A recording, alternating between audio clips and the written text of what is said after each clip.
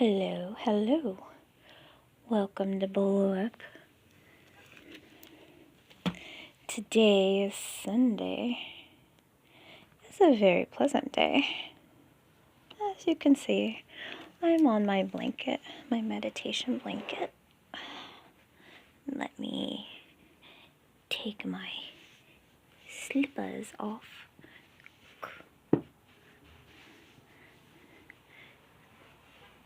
And get comfortable, comfy.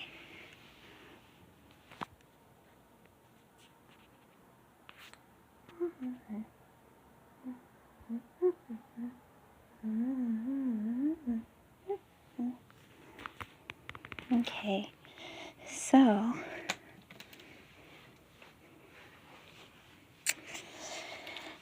I had read this and recorded it, and you know what I did? I deleted it by accident. So it was a great read.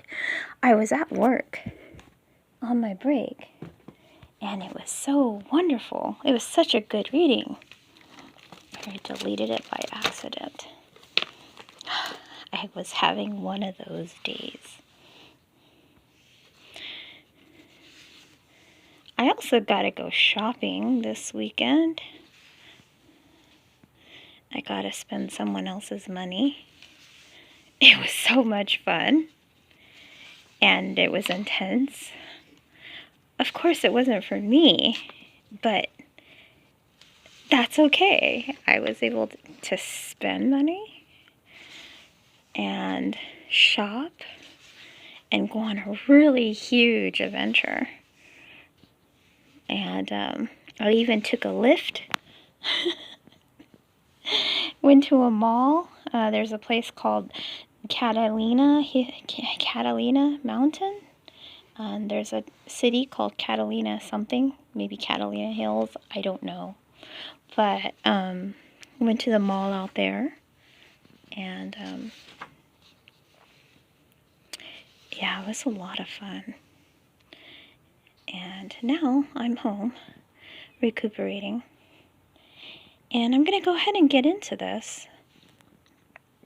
So if you want somebody to help spend your money for you, just look me up. You know, give me a list of things you want me to shop for, and I'll go shopping for you. I just ask that you pay for my plane ticket or my fare, and I'll go shopping for you. And you don't have to worry about doing it yourself. I can be your personal shopper. So just kind of putting that out there. So I was given $10,000, and yeah, I spent it just like that. Oh, just like that, like that, like that, like that.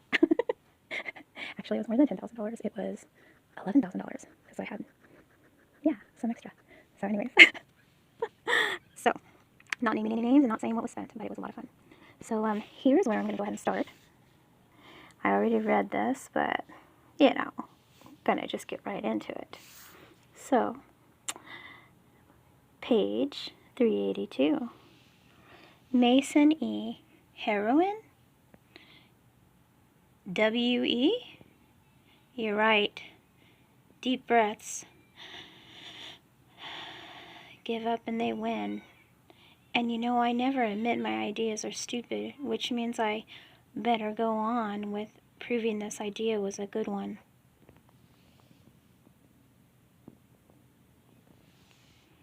Love you. So let's get this done and get out and kick Vitex. Blink. So hard, they'll be singing soprano for the duration. Do I need to come find you, or can you get there? I'm kind of stuck. Hold up. Think I'm safe for now, but I don't want to move. I can hear them outside, screaming. Okay, if I can get up close, maybe I can program the doors in person. Shut some off, make a safe way out. The whole system's crumbling piece by piece. Sections keep going out. Can't do it from here, but maybe I can plug in directly. Where are you? I made it to 1 full the server rooms, like you said. 383. There's a computer blinking everywhere. Big server banks. Cables all over. I can see serial numbers. Hang on. CR-0778. CR-0779. They're all like that. Oh, look, there's a typo. Okay, those are core servers. That's good. Some of those you can get straight from outside. Straight to from outside. And you have some power. And you should have power. Yeah, power is up. Everything is still lit. Gravity is iffy, though. Stay locked down. Tell me if you move. Let's get this done so we can get moving and kick some Bitech. Blink! From here to Central and back again. There are a lot of them, Kady. Like, more than there could ever been on those shuttles. So please be careful. I'll be careful. And sad. And effing furious. I'll be there soon.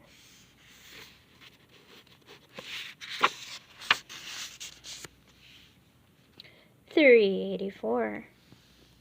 Surveillance footage summary prepared. Analyst ID 7213-0089- November. Because I can't see. Cams are still out in Hangar Bay, so the first we can see of Grant after her initial incursion is when she emerges from the bay into the main airlocks. The whole ship is lit by emergency lighting at this stage, so my visuals aren't great, but I'll do what I can. Audio is a mix of bass from the engines and few distant screams, even though life support is down. This place sure as blank ain't lacking for atmosphere. Grant is dressed in a bright green hazmat suit, portable console and a pack on her back. She strides through airlock 1, out into airlock 2. She looks blanked, jaw clenched, hands and fists. She gets about 10 feet past the threshold. He stops her, dead in her tracks. He sits facing the abandoned hangar bay she's just entered from, rifle in his lap, jaw hanging loose, eyes wide open. In her after-action report, First Lieutenant Winifred McCall talked about how blue they were. Pretty as ocean, she said. But when his bullet blew out the back of his skull, the concussive force burst Sergeant James McNulty's retinas, filling his corneas with blood, so now his eyes were black. And they're staring right at her. She read McCall's report, knows who he is right away. It's funny, but you can almost see the rage evaporate as she kneels. 385. Beside him. Reaching out with shaking hands to press those black eyes closed, her gaze flickers over the scene, like she's trying to burn it into her mind. Finally, she notices the small military-issue datapad lying on the ground beside him. Remember, she's only 17 years old, so this is like a lot for a 17-year-old. It's spattered in red. Tiny letters on the faintly glowing screen. Recording complete. Memory full. Playback? Grant pauses a minute to gather herself. You can see it on her face as she plucks the datapad from the blood. She knows this is gonna cost her. Some part of herself she'll never get back. Just like the airlock to Hangar Bay 4. This door can't ever be closed again. But after one last breath, she presses play.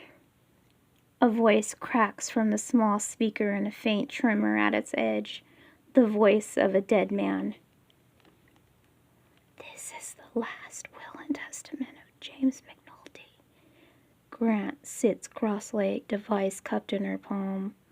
The volume's turned down to a whisper, but in the tiny blood-stained room, I swear, it's loud as thunder.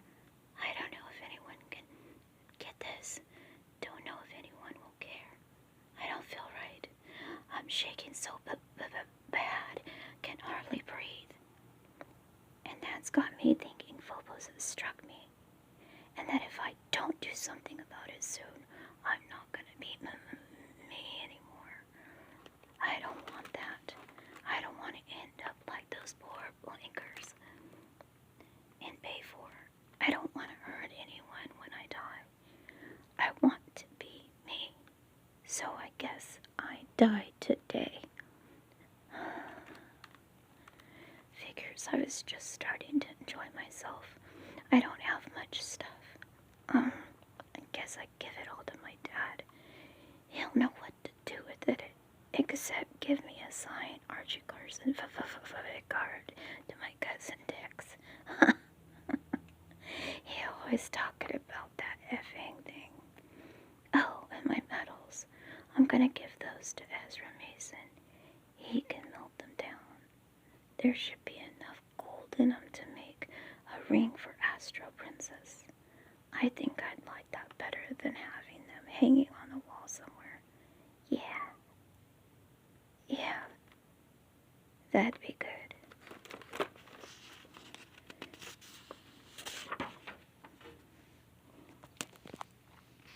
Dad, if you get this, tell Mom I'm sorry. I didn't make it back for her birthday. Give Amber a kiss for her big brother. Tell her it's going to be alright. I hope you understand me going out like this. It's not that I'm scared. I'm not scared, Dad. I just want to be me at the end, you know? It's getting kind of bad. My hands are shaking. I think I'm gonna go now. I don't want to wait too long and not be able to pull the trigger. Metallic clicks from the speaker. Anyone who knows guns knows those sounds. Checking clip. Checking breech. Safety off. I can't think of anything to say. Jesus, I'm scared. Boom! Grant flinches like someone hit her. Slumps like part of her died as well. She's sick for 2 minutes. That seemed to last forever. Nothing but the engine noise and screams for company. Finally, she climbs to her knees, her eyes on the lanyard of McNulty's equipment belt, the flat strap of blue plastic attached to it, the bold black letters stenciled onto it, UTA Marines, all areas access. The pass won't work on hangar bay doors, but those are already unsealed, and there are countless other doors aboard the Alexander the card will unlock. No need to hack through them with that console at her back anymore. Now she's got the key. She unzips McNulty's hazmat suit, fumbling with the tack vest beneath. With blood-stained fingers, she snaps the chain at his throat, drawing the pair of flat metal discs marked with name, rank, UTA number, slipping the dog tags in her pack. She bows her head. The rage is back now. Her voice is shaking with it. I'll tell them, Jimmy, she says. I'll tell them all. The console in her backpack starts to ping. 386. And I'm going to stop it here, upload this, and then I'll read it again. I'll see you on the next one. Stopping at 386.